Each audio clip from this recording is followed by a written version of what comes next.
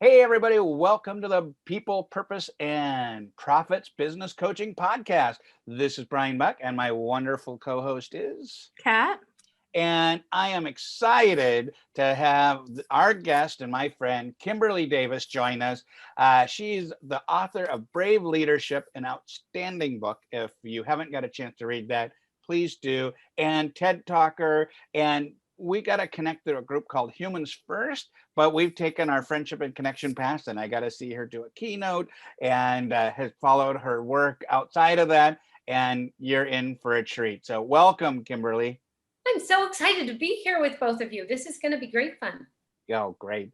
So there's so much to share, but let's start off with our normal question. Tell us, for you, when you think about the work that you do, people, purpose, profits, how do those work together, or how do those resonate for you in the work and mission you're doing? And maybe in your time in life or focus, is one of those three like a stronger draw right now? Yeah. That's a great question, Brian. So I look at people and profits, people and purpose, almost intertwined, because for me, purpose is about making an impact on the people. So I have a hard time teasing those things apart. And when I do, it actually gets me in trouble. And from a purpose perspective, all of my work really is purpose work. And so everything that I do is really about what can I do to have the impact that I want to have? And usually that is on another human being. So I look at those things as completely intertwined. And when it comes to profits, I look at profits or any kind of number or result really as a byproduct of purpose. So if you can focus on achieving your purpose in the given situation, which has an impact on the human beings in the situation, the people side, then the byproduct of that is that people want to be a part of what you're up to. They want to listen. They want to engage. They from a leadership perspective, they want to follow, not have to follow. The byproduct of that is people want to do business with you. The byproduct of that is people may want to buy books. May want to call you. But I look at the results, the profit side, as a byproduct. And because what I've learned over the years is we get so myopically focused on the numbers that the numbers alone are not enough to ensure that we're showing up as our best, most authentic and powerful self, to ensure that we're showing up as constructively and responsibly in the world. And I've had the great privilege to work with thousands of leaders and emerging leaders over the years. And early in my business, I was working with a lot of senior executives in the C-suite that were working for a nonprofit I started my business back in 2008. This is when the whole economy crashed. And there were a lot of C-level executives that were out of work. And so this nonprofit partnered C-level executives with nonprofits for high-level consulting for free, right? So they had all the profits. They knew the numbers. They had the fancy offices and the big salaries, and they sent their kids to private schools and had, all the things that we think of when we think of this person's really, really successful. And yet they'd show up in my classroom and they would have totally lost their sense of self. Most of these people were on their second or third marriages. Many of them had health issues. Many of them had sacrificed their relationships with their kids along the way. And here they are looking at, this 30, 40-year career in which they were focused on the profits. They're focused on, creating shareholder value. And they're sitting in my classroom wondering what it was all for. They totally lost any sense of identity. They had no idea about their purpose and why they did what they did, or why they choose to do what they want to do why they would choose to do what they want to do in the future. And so I believe that the profits are absolutely a byproduct of a powerful purpose, of putting your purpose in action. Absolutely. And I find that a lot of people actually trip over the fact that, they're so focused on the numbers that they do subpar work on, everything that they want to do. And they kind of get lost just because of the numbers. I And they absolutely value, just they say, well, just because I haven't had a $10,000 month, I'm not of value, or I'm a failure, whatever it is that they do. And like you said, that sense of self kind of diminishes. And I'm curious to find out, because I know Brian knows a lot more, so I'll be asking you a lot of questions. But I do want to find out, how did you get into this type of work, and what exactly, drove you to it?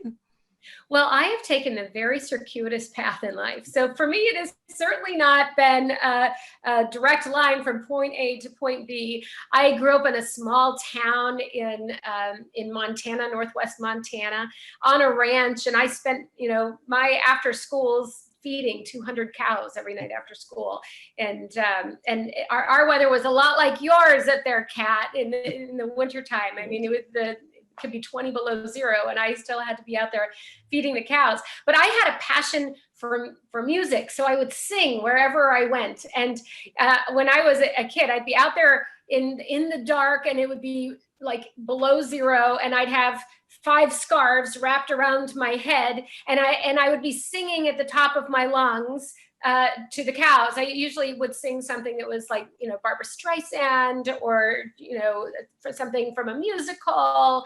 I was also taking voice lessons at that time, so it could be, an Italian aria or something. But I was this crazy rancher girl singer person.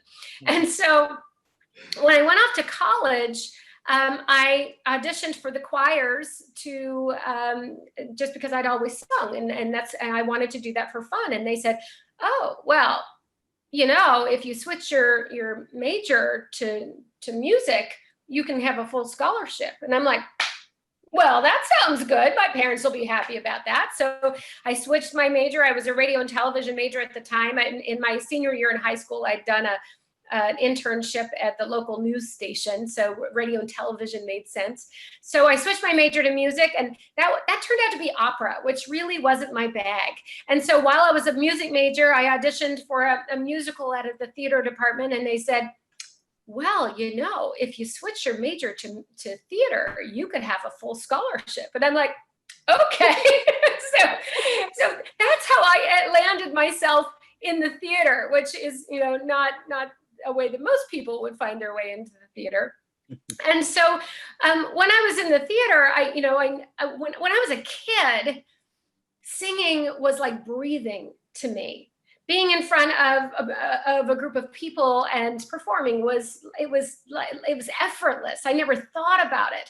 And then I go off to college to study theater, and I'm in these audition situations, and I find that my hands start to sweat, and I couldn't breathe, and my muscles would tense, and it was like my whole body was freaking out, and I didn't know what the world is going on, because I was hijacked by some aliens or something.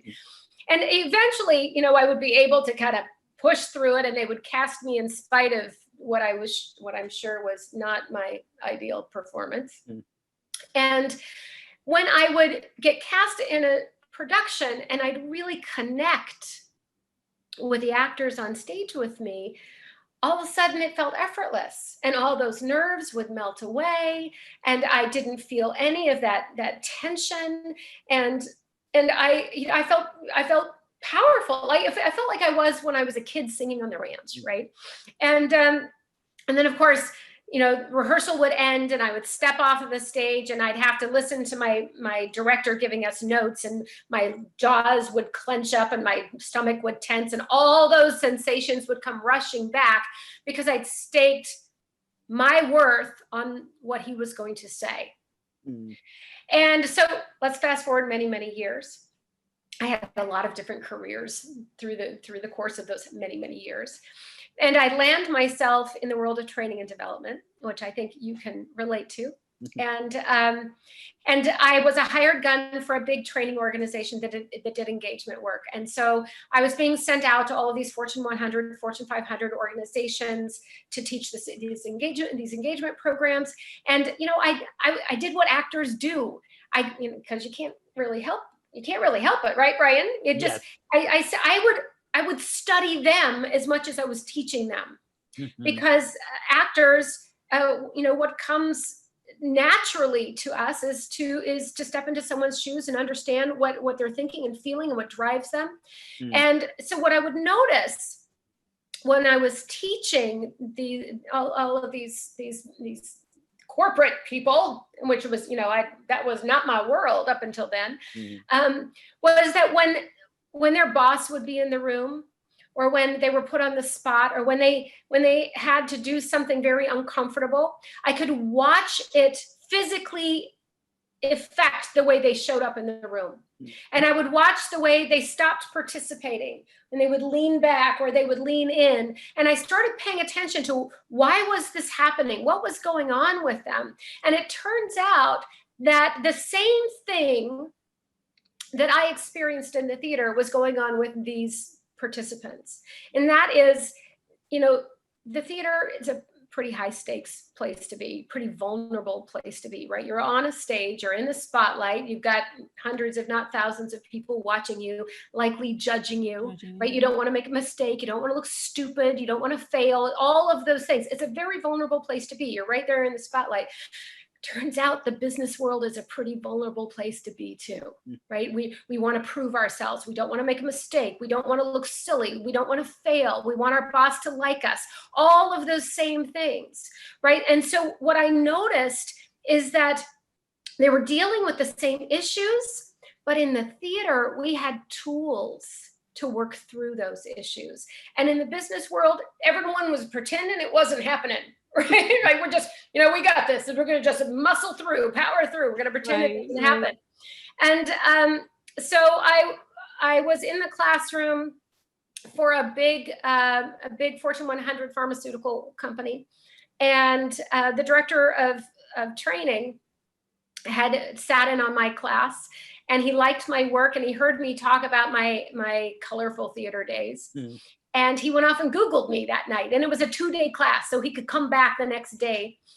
And he found an old website of mine that I had back when I was living in Seattle, Brian. It was, first I had an events company, and then I did some coaching after I got my coaching certification. And so he had found these old websites, and he essentially walked right up to me and changed my life. He said, I've always wanted to do a leadership program based on theater.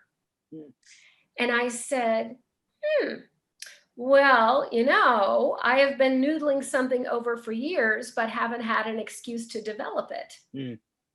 And so I got permission from the organization I was working with, because they didn't want to take responsibility for this person who was developing a weird theater program based on leadership theater thing. And I developed this full day experiential program for this pharma group, for their high potential sales team. And I was living in Dallas at the time, and I was kind of terrified, because I thought, oh my gosh, this thing might suck. And I don't know it. So I decided to run an open enrollment session of this program. And this is back in 2008, right? So a very different world than it is now. Back in 2008, I ran an open enrollment session of the program that I called On-Stage Leadership. And it went incredibly well.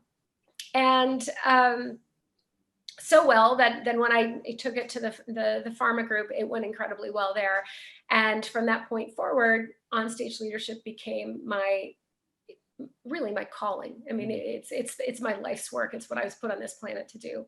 So fast forward, I was doing on-stage leadership for about 5 years, open enrollment sessions, predominantly in Dallas at that time.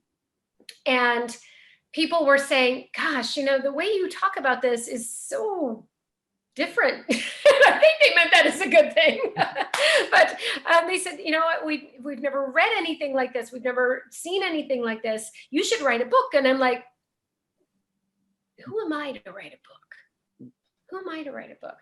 And so I started blogging, and I blogged. I made a commitment to myself to blog 5 days a week, every day for a year. This was my commitment. And I kept that commitment. So I would go on vacation, I would blog. My parents would visit, I'd blog about my parents, 5 days a week, every every week for a solid year. And then I continued that in for another 6 months.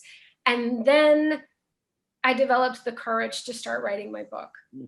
Wow. And then, you know, what I tell people is I say, hey, look, you know, Brave unfolds one situation at a time. We don't own it. It's not something we're born with. It's something we step into on a situation by situation basis.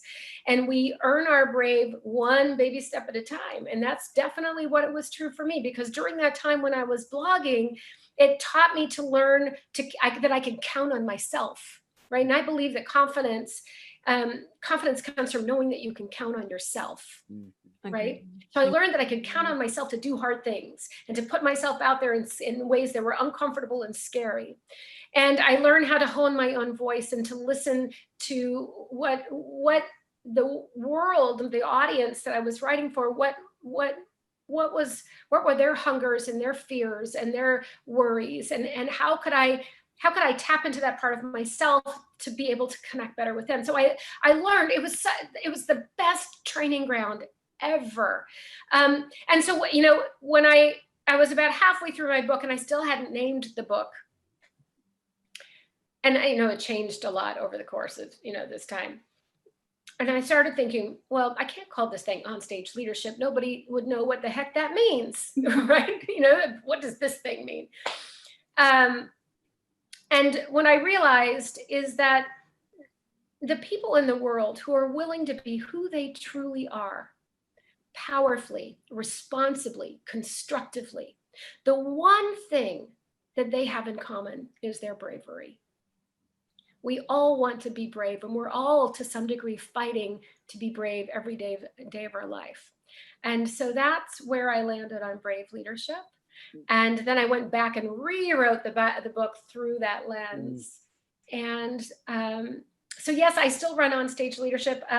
Maybe again, if there's a vaccine. Yeah. But really, my focus is on bravery and brave leadership. And you know, people say on stage leadership, oh, is it just because of the theater tools? But it really, while I use theater tools in this work, it's not about the theater. An actor, you know, people ask me, you know, when I ask them, what does an actor do? You know, what when you think of acting, what do you think it is? And most people say, oh, I think it's pretend.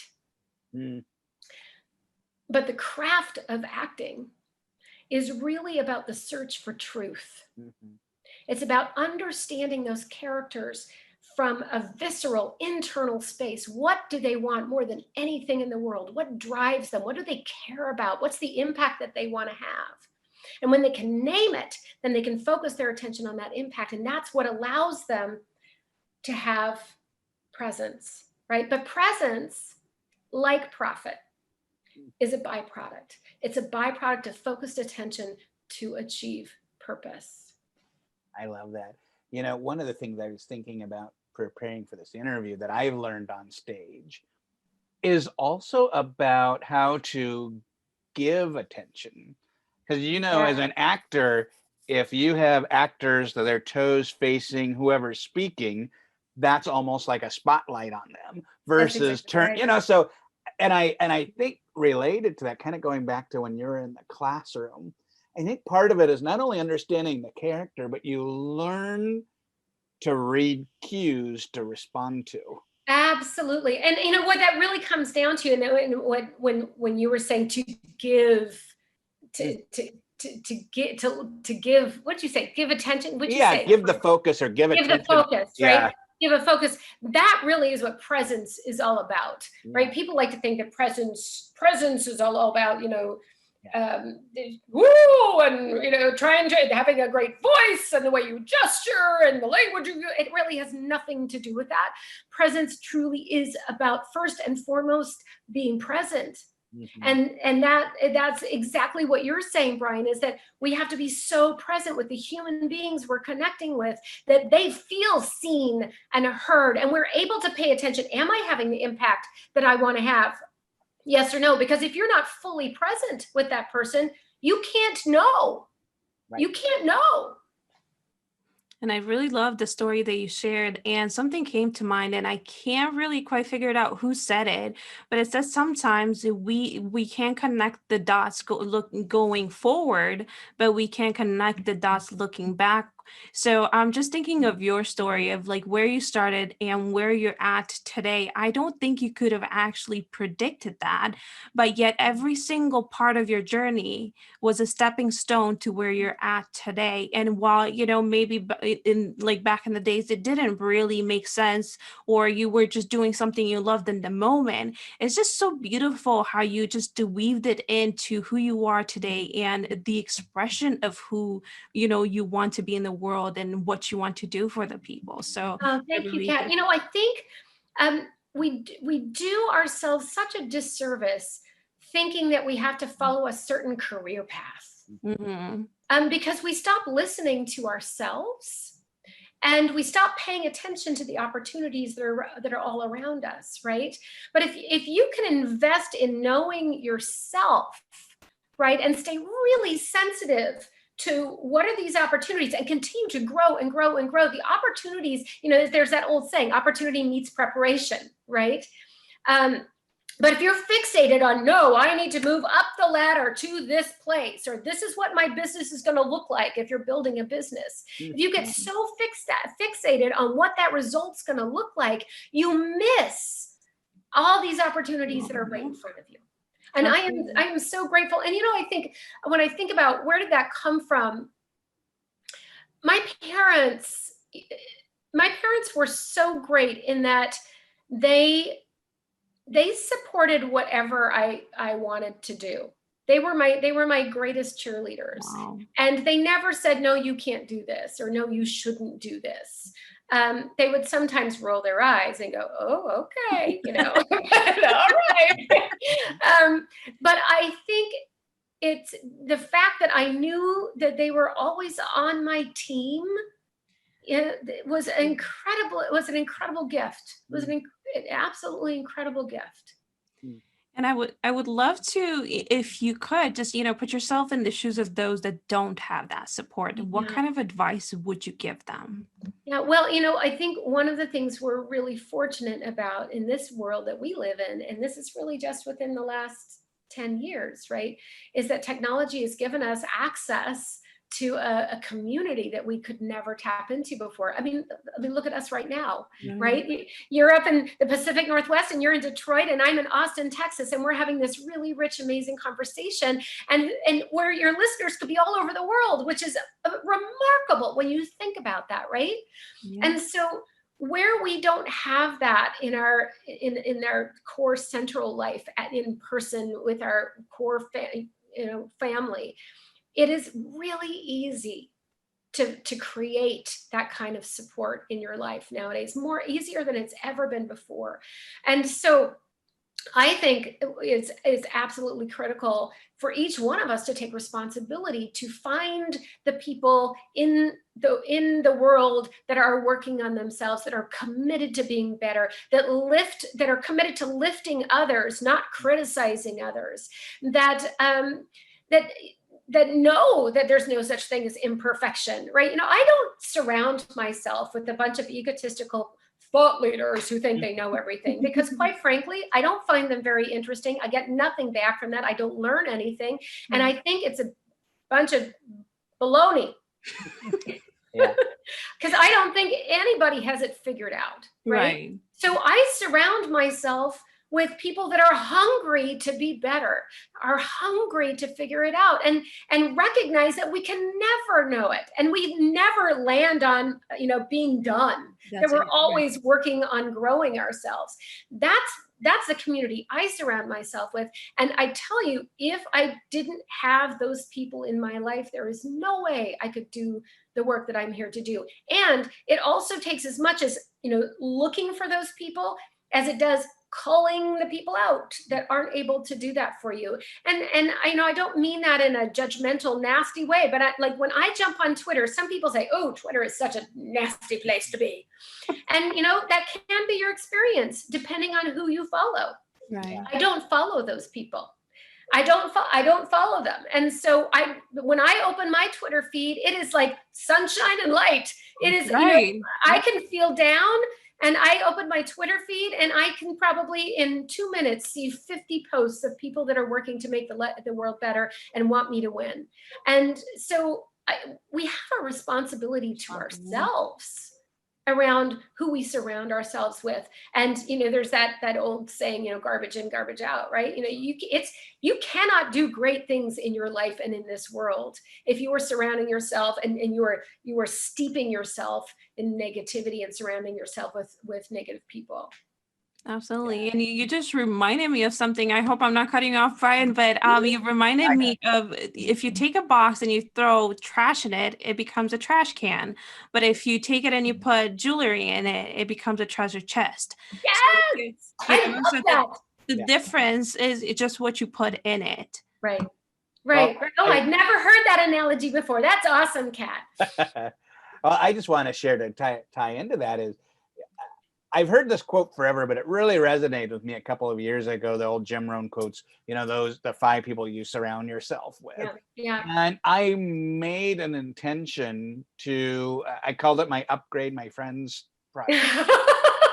Because it's not that I was getting rid of people, but it was like I needed to intentionally join. And I just think I love what you're sharing, Kimberly, is you can't just always wait for people to show up into your life. Right. That is just being intentional about creating that.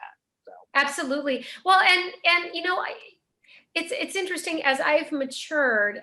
When I was younger, I used to, and I don't mean this in a judgmental way, but I used to collect project people.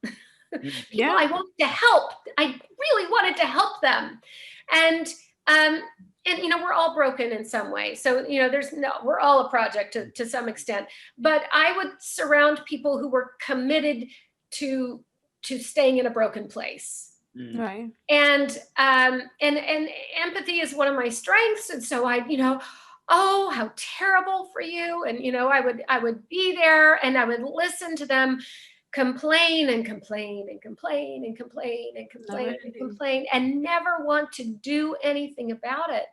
And I still love them, but I cannot be with them because I can't do the work I'm here to do if that's where I put my energy. So, and I'm not saying that my dear friends can't unload on me at times. I mean, we all have those days. I have those days, we're all human. But it's people that are committed to being unhappy because they're getting something back. They're getting attention for it or whatever that might be. They're committed to having the worst boss in the world or having the biggest jerk of a husband or, having whatever that it happens to be. And they're not willing to take any action to change things. And that's where I've learned to set some really strong boundaries with myself. Agreed. And, I went through the same thing. And I think at one point I was that person where I was just so committed to the misery I was in. And until you kept saying the word responsibility, and I truly agree with it. And when it clicked, I just really understood that I needed to take life in my own hands and do the things that I really wanted to do in my life and not so much listen to other people's opinions of what they think I could do and buy into that BS. Well, and Kat, what comes up for me when you say that is that we live into our vision for ourselves. So if we don't see another possibility for ourselves, it's hard to break that cycle, right? You don't see how it can be different by you taking responsibility. You don't know that there's something else to do. Right. And so I think one of our greatest responsibilities as a society is to plant seeds for people to let them know what is possible for them. Right. And not enable them, but to let them see a different possibility. And it's not just saying, look what I did, but it's saying, look what you can do. Look what I see as possible for you. And I think we forget to do that for each other in society. Absolutely. We kind of leave people. Well, I remember about 10 years, 12 years ago. Oh, a long time ago.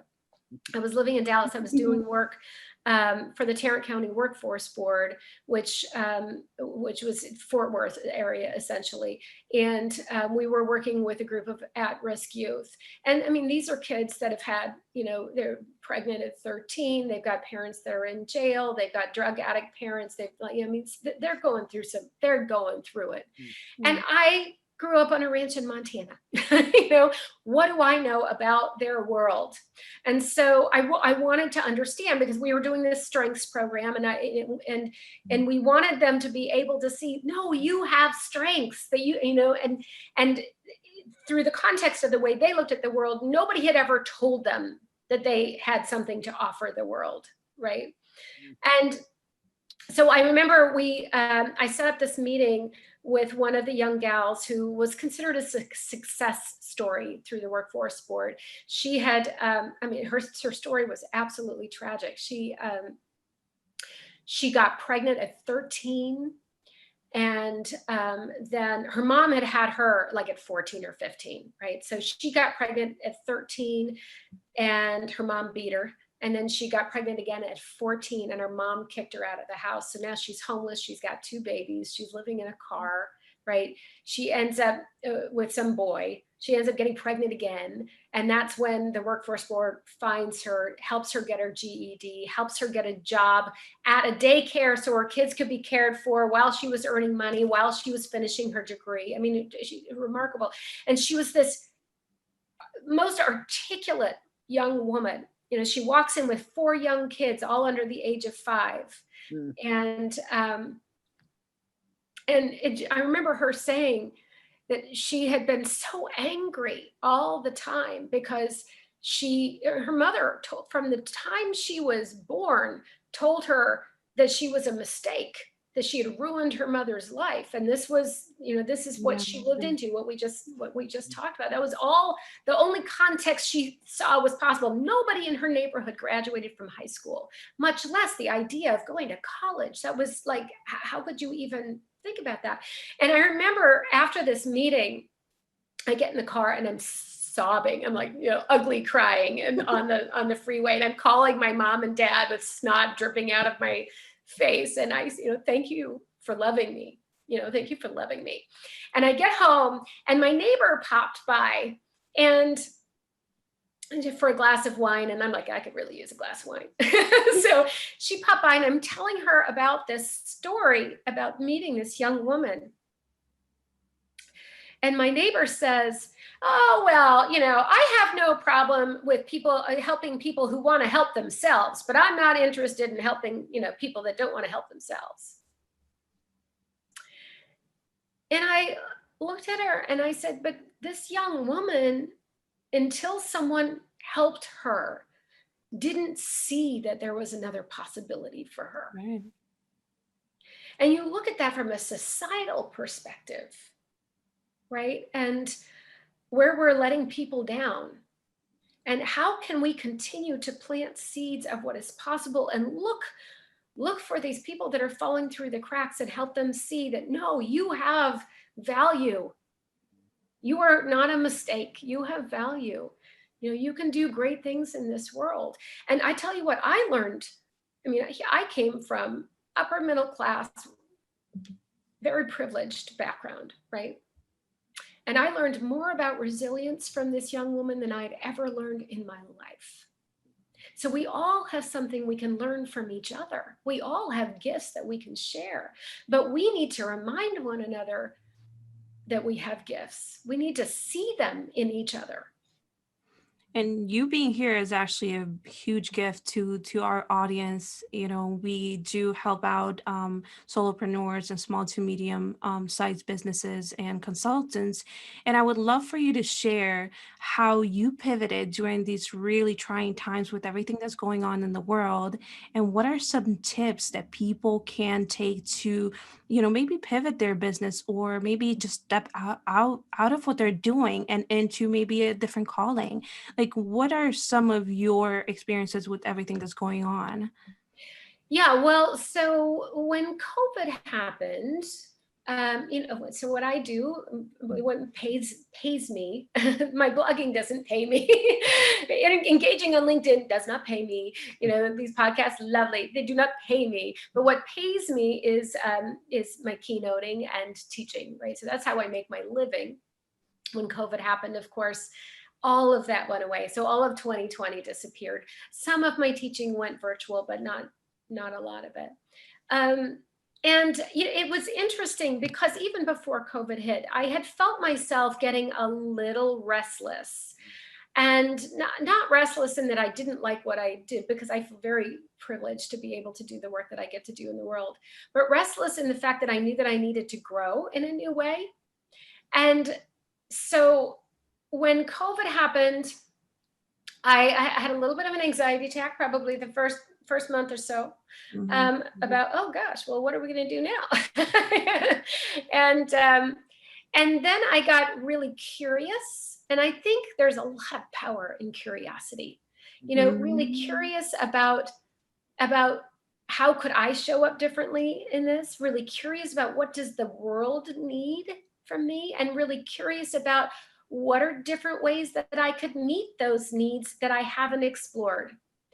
And I think, that those are very basic, simple questions to ask, but they can unlock a whole new destiny, right? So for me, they unlocked the possibility of putting my business online, right? So everything I've done, my entire career up until this point, I have had to personally be in the classroom or on a stage or with other people in order to make a living. That has always been my way of having to earn a living, or rather getting to earn a living.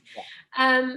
And so the idea that I could create value and not be in person was a real, first of all, it was a roadblock for me. Mm-hmm. But I'd always known, when I first started writing my book, that my goal was to democratize the conversation around brave, because I believe that we are all far more brave than we know. And that we just, if we can get past our own roadblocks, that we can do remarkable things. And I know that that's been true for me. I mean, remember when I started writing Who Am I to Write a Book? Well, you can do really hard things you never think you could do. And so when I went back to that core thing that I was really after, to democratize the conversation around brave, what it did is it opened up the possibility of, well, how do you democratize today? You democratize using the internet. Well, how can I use my work to create a bigger conversation? So maybe I could be privileged enough to touch someone's life in, I'm having conversations with a man in South Africa right now, and I've got people in the Philippines and people in Europe. And I mean, what a gift would that be, to be able to bring brave into their lives in a new way. There was a guy that sought me out to buy my book in Lebanon, and they didn't sell my book in Lebanon. So I shipped him a book to Lebanon. And then 2 months later, they had the big explosion. And I reached out to him. I said, "How are you?" And he said, "I'm brave. Thank you. Wow. I can get through this. Thank you." But I think getting really, really curious about yourself and what other people need, because what purpose is in my world, in the context I look at it, is all about the impact that you want to have. And you can't know what the impact you want to have is unless you get really curious about what other people need from you. How can you have that impact that they need that's going to make a difference in their life? So getting really curious about yourself and curious about what other people need, and then finding where those two places come together, where that intersection is, that's the magic moment. Mm-hmm. That's the magic. Definitely. Well, this whole interview has been magic, Kimberly. Thank you so much for your time and for sharing. This is one of our longest episodes, for good reason, because it's just amazing. And we could have gone on for another 2 hours. Yeah, exactly. But I know our listeners and our audience is going to want to know more about you. And besides buying your amazing book, how can they connect with you and continue to follow you and see what's next for you? Well, so I believe, and I think we talked about this earlier, right? I don't think that Brave happens in a vacuum. We need each other. And so I find myself all over the place. I'm on LinkedIn, I'm on Twitter. I've got a Kimberly Davis author Facebook page that's where I do my writing every day. And my website, braveleadershipbook.com, of course. So I really want to connect in conversation with people around bravery. And I don't do it from a place of I own, I am the guru of all knowledge on Brave, because I don't believe that is the case. I believe that I have something to learn from everyone. And so if we can learn from each other, wow, that's a pretty cool thing. Well, that's awesome. We also have a community for our audience for this podcast. If you look up on Facebook, you can interact with Kat and I, as well as other listeners. We do talk about episodes. I think this is going to generate a lot of great conversations. So thank you again. If for those in the audience, you can watch us on YouTube or catch us on your podcatcher of choice. Thank you, everybody, and we will see you next time. Take care.